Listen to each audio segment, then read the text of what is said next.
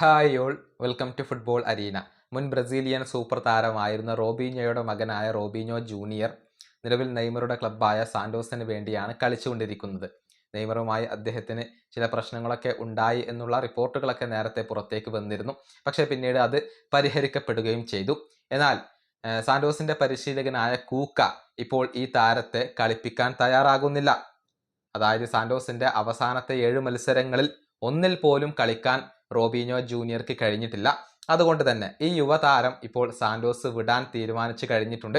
ഇദ്ദേഹത്തെ ലോൺ അടിസ്ഥാനത്തിൽ പറഞ്ഞു വിടാൻ സാന്റോസും ഇപ്പോൾ തയ്യാറായി കഴിഞ്ഞിട്ടുണ്ട് എന്നാണ് ബ്രസീലിയൻ മാധ്യമമായ UOL ഇപ്പോൾ റിപ്പോർട്ട് ചെയ്തിട്ടുള്ളത്.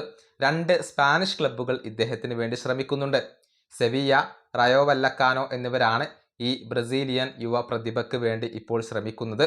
നിലവിൽ 1 വർഷത്തെ ലോൺ അടിസ്ഥാനത്തിൽ അദ്ദേഹത്തെ പറഞ്ഞയക്കാനാണ് ക്ലബ്ബ് ഉദ്ദേശിക്കുന്നത്.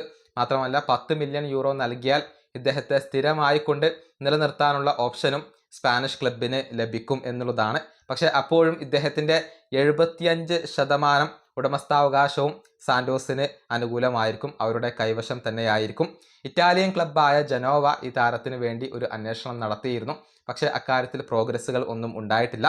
ഏതായാലും നിലവിൽ റയോ വല്ലക്കാനോയാണ് ഈ താരത്തിന് വേണ്ടിയുള്ള റേസിൽ മുന്നിട്ട് നിൽക്കുന്നത്.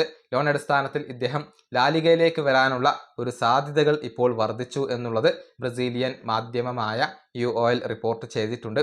ബ്രസീലിലെ മറ്റു ക്ലബ്ബുകൾ ആരും തന്നെ ഇദ്ദേഹത്തിന് വേണ്ടി ശ്രമിക്കുന്നില്ല. ഏതായാലും ഇദ്ദേഹം സാന്റോസ് വിട്ടുകൊണ്ട് ലാലിഗയിലേക്ക് വരാനുള്ള ഒരുക്കത്തിലാണ്. ഈ വീഡിയോ അവസാനിപ്പിക്കുന്നു. അടുത്ത വീണ്ടും കാണാം.